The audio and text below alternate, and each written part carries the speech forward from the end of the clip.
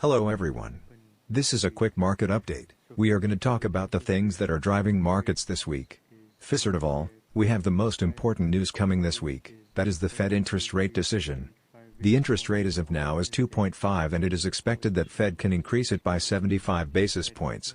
But the US economy is flaming hot as we saw the CPI data and the jobs data. The Fed can also opt for 100 basis points increase, and if that happens there is going to be capitulation in the market and it is going to tumble down, taking crypto down with it. The next thing we are going to give a look is the US government bonds.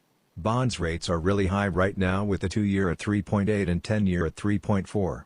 The bonds are still inverted, which happens usually in a recession. So, more interest rate hikes are also expected to come if inflation does not stop, and the expectations are at around 4% by the end of 2022. Also keep an eye on the delivery-related firms as they are considered bellwether performer for the broader American economy. FedEx dipped more than $35 on below expectations earnings and the news that it is going to cut jobs and shut down few offices to get operating costs low. Amazon and UPS are also down. Okay, let's have a look at the S&P 500. It was in a downtrend for a few days, but it might go a little up as we have the RBI interest rate decision on Monday, which is Australia.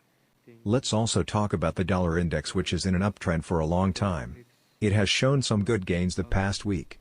But this week, there are 3 interest rate hikes from Australia, Japan and the Great British Pound, which might eat up some of its gains if the Fed did not increase interest rate by 100 basis points.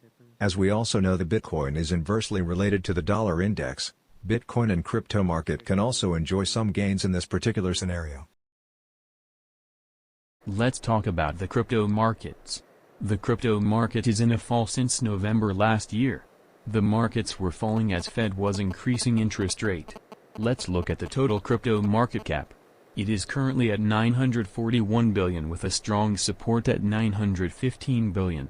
We can also see a double bottom formation on daily chart, which means it could be a short-term reversal point until the Fed meeting on Wednesday.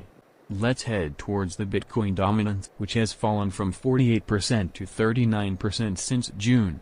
Most of it, I would say, was because of the Ethereum merge that was coming, which was a huge and historic event for the crypto markets. We can see a recovery in the Bitcoin dominance in the weeks ahead. Next we have Ethereum. So last week was the historic Ethereum merge, which converted it into proof-of-stake consensus. There is a lot of debate about the proof-of-stake and proof-of-work in the markets. Which is better, which is not, or can proof-of-stake maintain its decentralization, which is the fundamental reason cryptos exist. Let's head to the Ethereum chart. So there is a strong support at $1,400 and there is also a double bottom formation. Ethereum can go up if Fed only increases interest rate by only 75 or 50 basis points. So a lot depends on the Fed meeting on Wednesday.